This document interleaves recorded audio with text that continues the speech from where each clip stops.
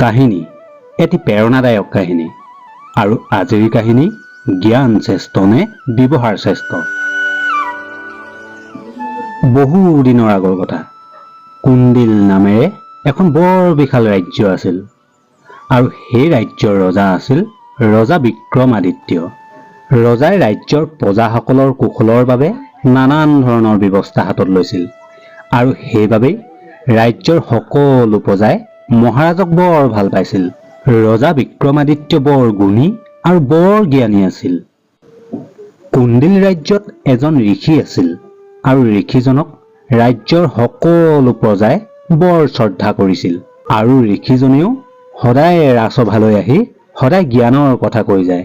মুঠৰ ওপৰত কুণ্ডিল ৰাজ্যৰ মহাৰাজেও ঋষিজন ৰাজসভালৈ আহিলে থিয় হৈহে সম্ভাষণ জনায়। এনেকৈয়ে বহু দিন পাৰ হৈ গ'ল আৰু তাৰ লগে লগে মহাৰাজৰ মনতো এটা কথাই বৰ আমনি কৰিব ধৰিলে।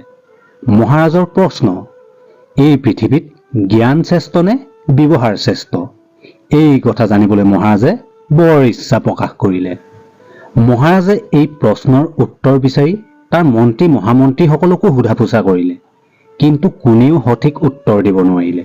আৰু ঠিক এনেকুৱাতে মহাৰাজৰ সেই ঋষিজনলৈ মনত পৰিলে আৰু ভাবিলে যে নিশ্চয় এই প্ৰশ্নৰ উত্তৰ সেই ঋষিজনে দিব পাৰিব। তেতিয়া মহাৰাজে ঋষিজনক সুধিলে, হে মুনিবৰ, মোক আজি কিছুদিনৰে পৰা এটা প্ৰশ্নই বৰ আমনি কৰি আছে মুনিবৰ। মোৰ জানিবলৈ বৰ ইচ্ছা গৈছে যে এই পৃথিৱীত জ্ঞান শ্ৰেষ্ঠ নে ব্যৱহাৰ শ্ৰেষ্ঠ? কৃপা কৰি আপুনি মোক কওক মুনিবৰ। মহাৰাজ, আপুনি কিন্তু অতিকৈ এটা দুৰ্লভ প্ৰশ্নৰ উত্তৰ বিচাৰিছে। মুনিবৰ, মই আজি কিছুদিনৰে পৰা এই প্ৰশ্নৰ উত্তৰ বিচাৰি একেবাৰে হাবাথুৰি খাই ফুৰিছো মুনিবৰ। আপুনি কওক।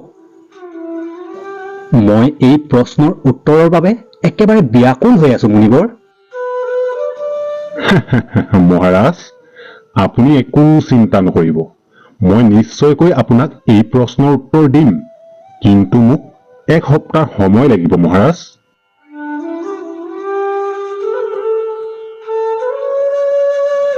হ'ব মুনিবৰ, আপোনাক এই প্ৰশ্নৰ উত্তৰ দিবলৈ যিমান দিনৰ প্ৰয়োজন মই আপোনাক সিমান দিনেই দিলো। মুনিজনে মহাৰাজক সেই প্ৰশ্নৰ উত্তৰ দিম বুলি কথা দিলে যদিও মুনিজনে কিন্তু মনে মনে বৰ দুমোজাত পৰিলে আৰু ঠিক এনেকৈ ভাবি থাকোঁতে মুনিজনে এটা উপায় বিচাৰি পালে।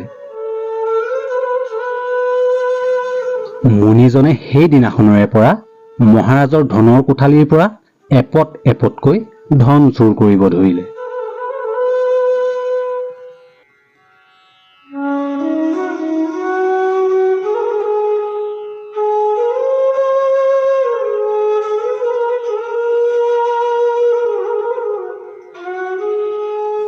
হেৰ বন্ধু, এই আমাৰ ৰাজসভালৈ অহা মুনিজনে মহাৰাজৰ এই ধনৰ কোঠালিৰ পৰা ধন চুৰ কৰা নিচিনা লাগিছে দেখোন। হে কি কোৱা হে বন্ধু? ইমান এজন গুণী জ্ঞানী ব্যক্তি? নাই, এই কথা ভবাও পাপ বন্ধু, এই কথা ভবাও পাপ। বন্ধু, তই ঠিকেই কৈছ যেনে পাইছো। ইমান এজন গুণী জ্ঞানী ব্যক্তি কতনো এনে কাম কৰিব? এনেকৈয়ে মুনিজনে ৰজাৰ ধনৰ কোঠালিৰ পৰা দ্বিতীয় দিনাখনো ধন চুৰ কৰিলে। কিন্তু ৰজাৰ সেই ধনৰ চিপাহী কেইজনে মুনিজনক কোনো ধৰণৰ আওকাণ নকৰিলে।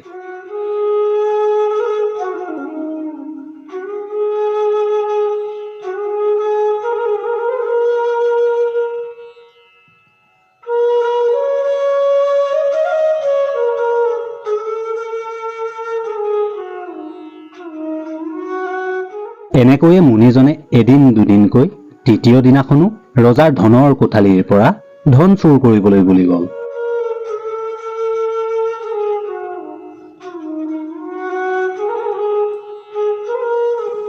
হেৰা বন্ধু, আমি মুনিজনক যিমান সহজে ভাবিছো সি কিন্তু বেলেগ এটা কামহে কৰি আছে।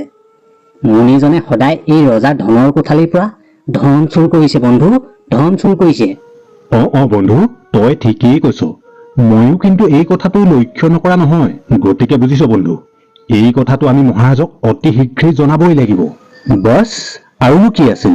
সেইদিনাখন এজন চিপাহীয়ে ৰজাৰ ধনৰ কোঠালিত ঘটা সকলো ঘটনাৰ কথা মহাৰাজৰ আগত বিৱৰি ক'লে। মুঠৰ ওপৰত মহাৰাজে চিপাহীজনৰ পৰা মুনিজনৰ বিষয়ে এই কথা শুনাৰ লগে লগে মহাৰাজৰ লগতে ৰাজসভাত থকা সকলো ব্যক্তিয়ে বৰ আচৰিত হল।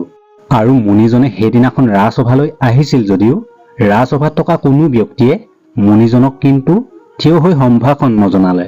আৰু সেইদিনাখন মুনিজনেও সকলো বুজিলে যে সেইদিনাখন ৰাজসভাত থকা কোনো ব্যক্তিয়ে কিয়নো থিয় হৈ সম্ভাষণ জনোৱা নাই।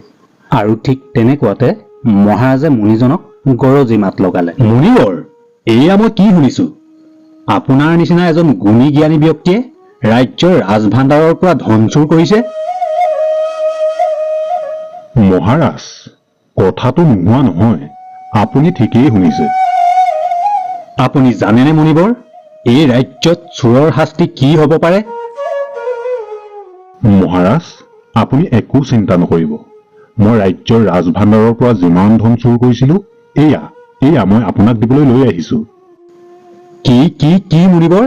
আপুনি যদি ৰাজভাণ্ডাৰৰ পৰা চুৰ কৰা ধন মোকেই দিবলৈ আছিল, আপুনি চুৰ কৰিছিলে কিয়?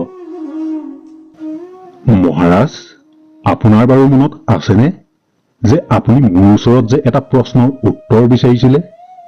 এই পৃথিৱীত জ্ঞান শ্ৰেষ্ঠ নে ব্যৱহাৰ শ্ৰেষ্ঠ? আৰু মহাৰাজ, মই সেই প্ৰশ্নৰ উত্তৰ দিবলৈ ৰাজ্যৰ ৰাজভাণ্ডাৰৰ পৰা ধন চুৰ কৰিছিলো। কি মুনিবৰ, আপুনি মোক জ্ঞান শ্ৰেষ্ঠ নে ব্যৱহাৰ শ্ৰেষ্ঠ তাৰ উত্তৰ দিবলৈ ৰাজ্যৰ ৰাজভাণ্ডাৰৰ পৰা ধন চুৰ কৰিছিলে? মহাৰাজ, আপুনি মোক যিদিনাখনলৈকে নাজানিছিল যে মই আপোনাৰ ধনৰ কোঠালিৰ পৰা ধন চুৰ কৰিছিলো, সেইদিনাখনলৈকে আপুনি মোৰ জ্ঞানৰ বাবে শ্ৰদ্ধা কৰি আছিল। কিন্তু মহাৰাজ, আজি আপুনি গম পালে যে মই আপোনাৰ ধনৰ কোঠালিৰ পৰা ধন চুৰ কৰিছো। আৰু আপুনি এই কথা জনাৰ লগে লগে আপোনাৰ মোৰ ওপৰত ব্যৱহাৰ সলনি হৈ গ'ল। কিন্তু মহাৰাজ, মোৰ আগতে যিমান জ্ঞান আছিল এতিয়াও আছে, আৰু মোৰ সেই জ্ঞান কেতিয়াও কমি হৈ যোৱা নাই। আৰু মহাৰাজ, মোৰ সেই জ্ঞান থকা স্বত্বেও আপোনাক মই চুৰ কৰি যি ব্যৱহাৰ দেখুৱালো, মই এজন জ্ঞানী হৈও মোৰ ব্যৱহাৰৰ বাবে আপোনাৰ পৰা সন্মান নোপোৱা হলো। আৰু মহাৰাজ, এতিয়া আপুনি নিজেই বিচাৰ কৰক যে এই পৃথিৱীত জ্ঞান শ্ৰেষ্ঠ নে ব্যৱহাৰ শ্ৰেষ্ঠ?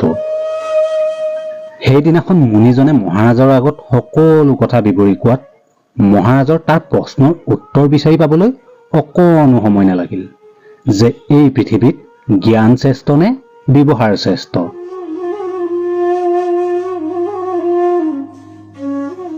হে মুনিবৰ, মোক ক্ষমা কৰিব, আৰু মই আজি সকলো বুজিলো। এই পৃথিৱীত ব্যৱহাৰেই শ্ৰেষ্ঠ। আয়ুষ্মান ভৱ। সঁচাকৈয়ে এই পৃথিৱীত ব্যৱহাৰেই শ্ৰেষ্ঠ। কথাতে কয় নহয়, আপোনাৰ ব্যৱহাৰেই আপোনাৰ পৰিচয়। আপুনি কাৰোবাক যেনে ব্যৱহাৰ কৰিব, তেখেতো কিন্তু আপোনাক তেনে ব্যৱহাৰেই ঘূৰাই দিব। দৰ্শকসকল, আপোনালোকে যদি ভিডিঅ'সমূহ চাই ভাল পাইছে, এটাকৈ লাইক কৰিব, কমেণ্ট কৰিব, আৰু আপোনাৰ আপোনজনলৈও ভিডিঅ'সমূহ শ্বেয়াৰ কৰি দিব। আৰু যদি কোনোবা চেনেললৈ নতুনকৈ আহিছে, তেনেহ'লে চেনেলটো ছাবস্ক্ৰাইব কৰি কাষতে থকা বেল আইকনটো প্ৰেছ কৰি ল'ব। তেতিয়া আহিবলগীয়া নতুন ধুনীয়া ভিডিঅ'সমূহ আগতীয়াকৈ চাবলৈ পাব। তেনেহ'লে আজিৰ ভিডিঅ'টো ইমানতে সামৰিছোঁ, আৰু এটা অন্য ধুনীয়া ভিডিঅ'ত পুনৰ লগ পোৱা প্ৰতিশ্ৰুতিৰে।